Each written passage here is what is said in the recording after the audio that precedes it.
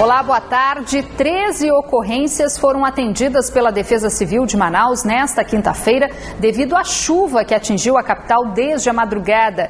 Entre elas, o desabamento de parte de um imóvel ameaçado por uma obra na zona centro-sul da capital e que foi interditado.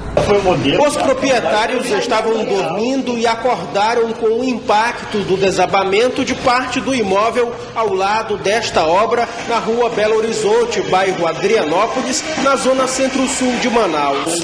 A dona da casa, uma aposentada de 69 anos, conta que chegou a passar mal com um susto na madrugada.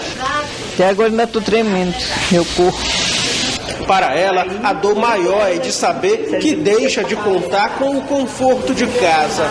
Agora eu fico pensando como é que vamos fazer, porque para onde que eu vou? O filho de Dona Maria explicou que o problema com a obra se agravou com as ocorrências de chuva. Essa obra aí, ela teve início mais ou menos aproximadamente uns 2 meses. O que acontece?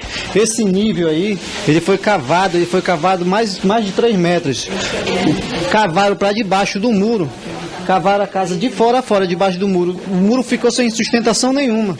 A gente sabe que tem engenheiro, a gente sabe que tem responsável, mas ninguém vem aqui se quer dar uma resposta para a gente de alguma coisa. Então a gente está pedindo o apoio aí de alguém, de algum órgão que possa nos ajudar. Os moradores foram orientados pela Defesa Civil de Manaus a deixar o imóvel que agora está comprometido. Hoje pela manhã, a equipe retornou ao local para concluir o procedimento de interdição. Tem um risco muito alto de desabamento.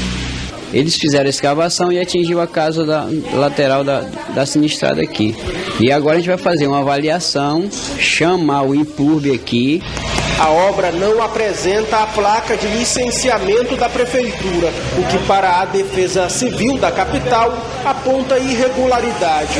Está se vendo aqui que é uma obra irregular, não tem o licenciamento do Impurbe, eu já vi que não tem a placa do Impurbe. O Instituto Nacional de Meteorologia alerta que a transição do período seco para o chuvoso pode trazer tempestades, vendavais e até chuva de granizo. Mas, segundo o INMET, a previsão é de chuvas abaixo da média no inverno amazônico. E a semana deve terminar com tempo instável em boa parte do estado. Confira os detalhes da previsão no mapa.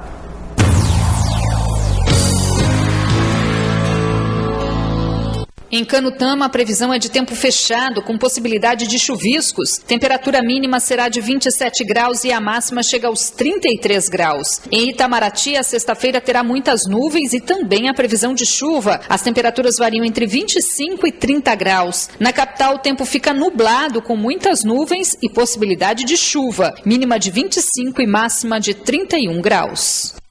Equipes de buscas da Marinha e do Corpo de Bombeiros encontraram uma ossada que foi identificada como sendo de um dos 3 tripulantes que estavam desaparecidos após a explosão em uma balsa no Rio Solimões. O acidente aconteceu na última sexta-feira, próximo ao município de Jutaí, localizado a pouco mais de 1.000 quilômetros da capital. 6 pessoas estavam a bordo. 3 não resistiram aos ferimentos e morreram no hospital e 3 estavam desaparecidas. As buscas pelas 2 pessoas que continuam desaparecidas seguem pela equipe de buscas. O julgamento do processo da morte da turista inglesa, vítima de um acidente entre 2 lanchas no Rio Negro em setembro do ano passado, na capital, deve ser marcado para o primeiro semestre de 2015, segundo o Tribunal de Justiça do Amazonas. A ação penal tramita na 9ª Vara Criminal e tem como réus os 2 pilotos. O da lancha, que colidiu com a embarcação onde estava a turista, Maílson Roberto Gomes, e também o Raimundo Nonato, que conduzia a lancha onde estava a turista. Os pilotos que foram indiciados por homicídio culposo, quando não há intenção de matar, aguardam julgamento em liberdade.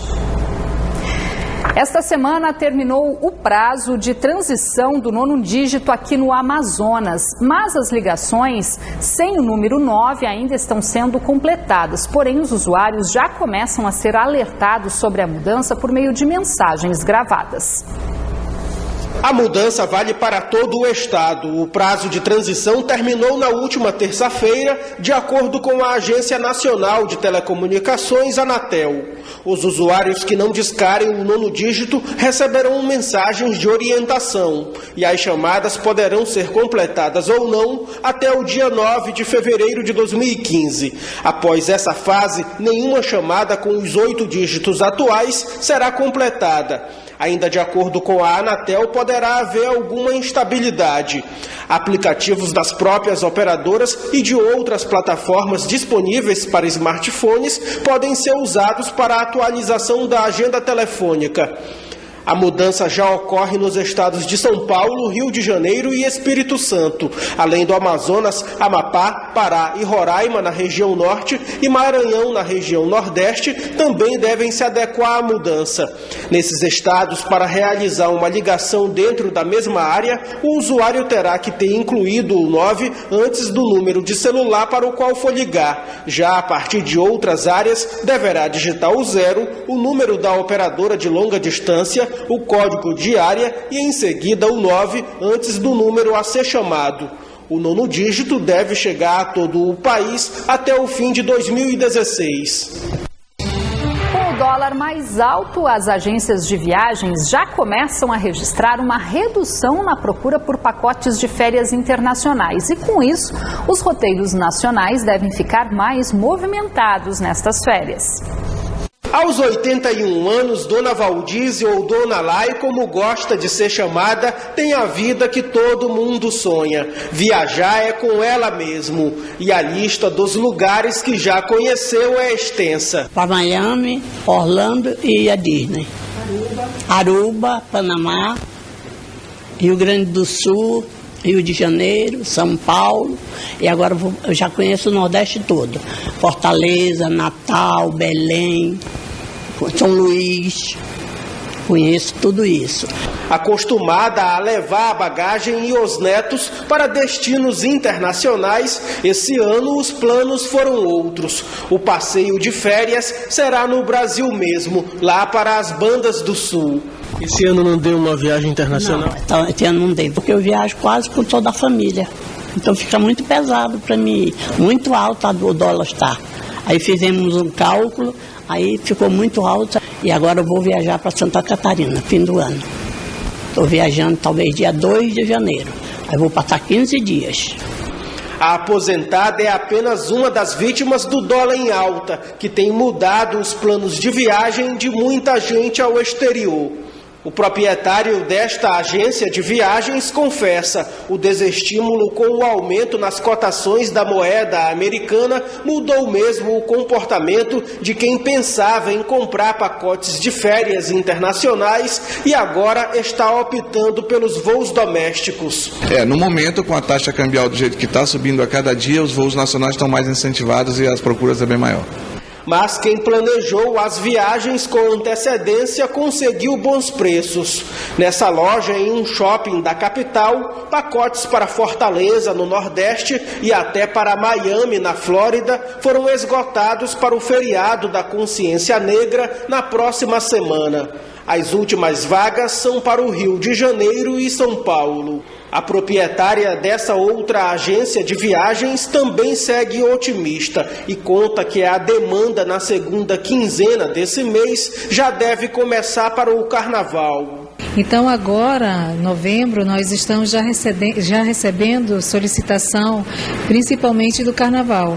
E é claro, ainda existe solicitação de Réveillon, de férias de janeiro, para aquelas pessoas que não tiveram cuidado ou a oportunidade de programar sua viagem com 6 meses de antecedência.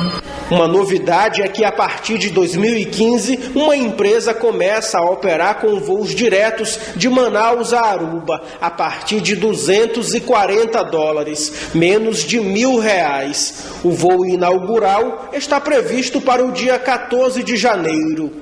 Pode ser a oportunidade para um novo plano de Dona Valdize, que dispensa os cruzeiros. Eu gosto de viajar de avião. Tenho medo de viajar de navio, no mar, porque eu enjoo muito. Então eu não gosto de fazer cruzeiro, porque eu enjoo demais. A estudante de Direito baleada na saída de uma academia no centro da capital segue internada, mas não corre risco de morte. Ela foi transferida para um hospital particular onde passou por cirurgia. O suspeito pelos disparos continua foragido. Denise Almeida Silva, de 34 anos, foi atingida por um dos 3 disparos efetuados por um homem ainda não identificado no estacionamento de uma academia no centro da capital. A tentativa de homicídio ocorrida na manhã de ontem foi gravada pelas câmeras de segurança. As imagens do circuito mostram o momento em que o suspeito seguiu em direção ao estacionamento, onde abordou a vítima, no momento em que ela saía com o carro. Após os disparos, ele fugiu correndo. O caso é investigado pela Delegacia de Homicídios e Sequestros. Começou agora há pouco o primeiro Festival Literário de Itacoatiara, promovido pelo SESC. O objetivo principal é incentivar a leitura no interior do Amazonas. As informações com o repórter Luciano Martins.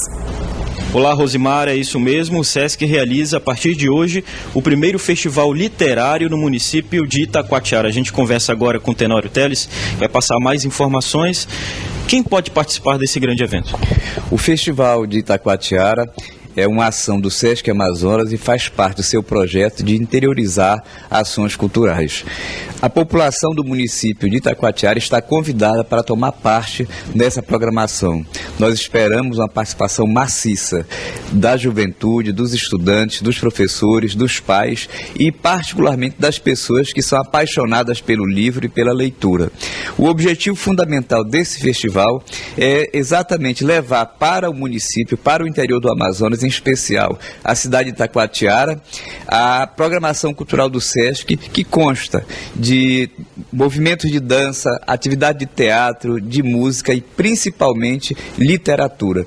Pois nós teremos lá, entre outras atividades, a realização do café literário com a participação, com a presença de autores importantes da literatura do Amazonas, interagindo com os autores de Itacoatiara e dialogando com a população.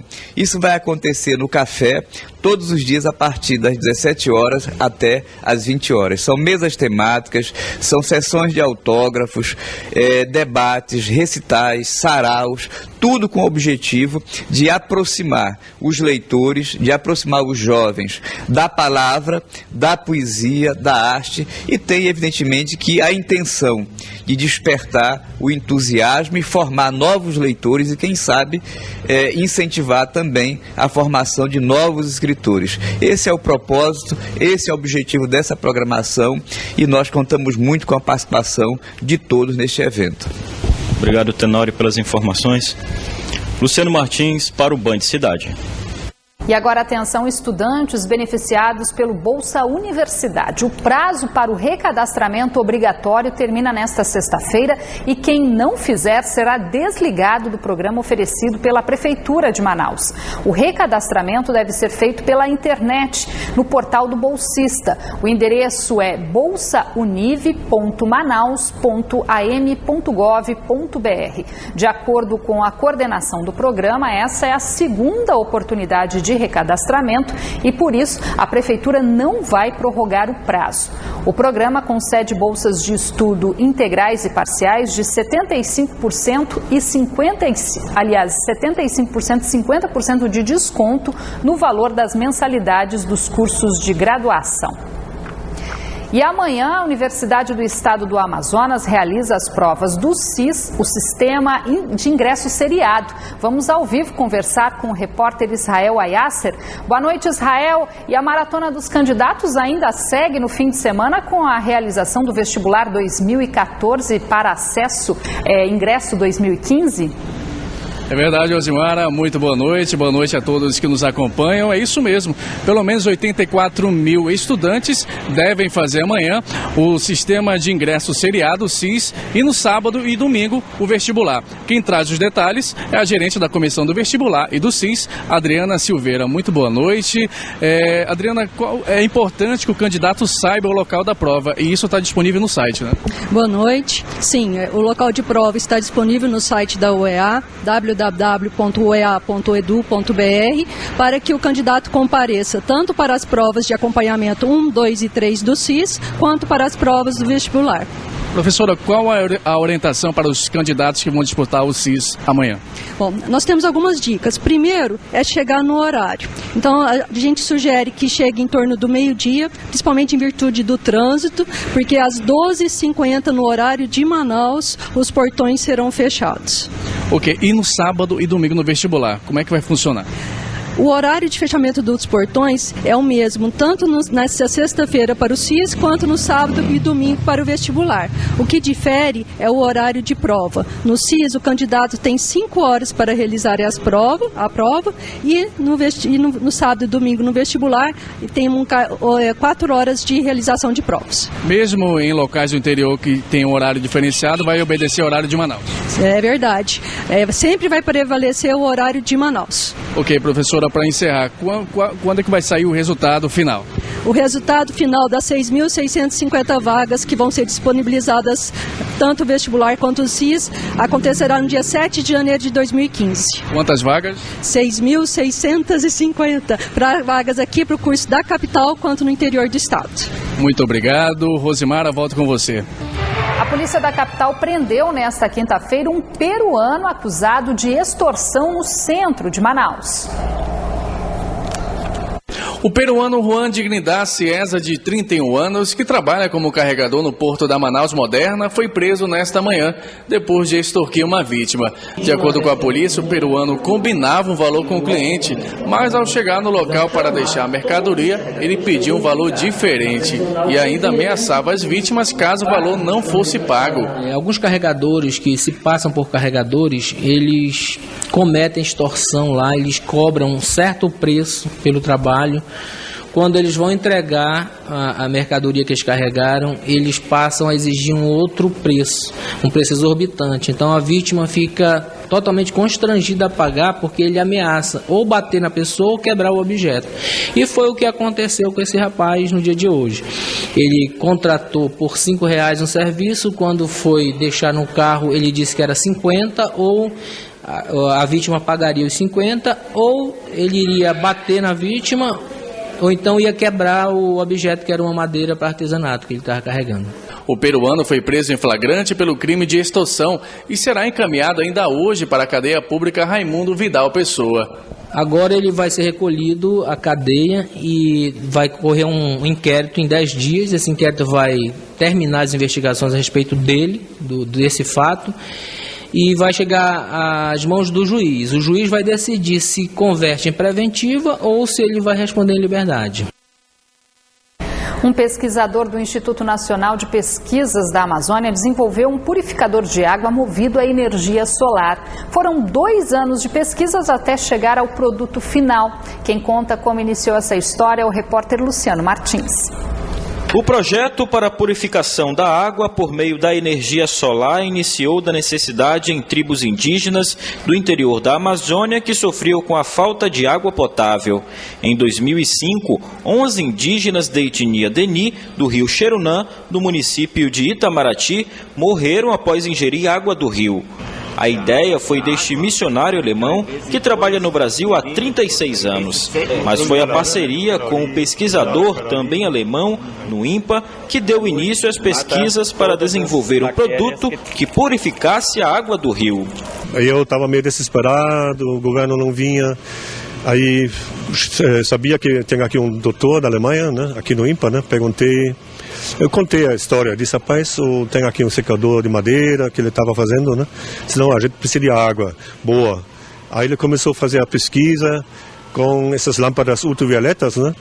O pessoal da saúde que trabalha lá, CESAI, confirma que realmente não tem mais tanta diarreia, ninguém mais morreu da água, né, contaminada, né? O primeiro equipamento foi instalado em 2008 na aldeia Morada Nova. A partir daí, outras 8 tribos indígenas na Amazônia também foram beneficiadas com a novidade que virou até documentário alemão. E nós começamos a pesquisar o que pode ser feito com a água, né?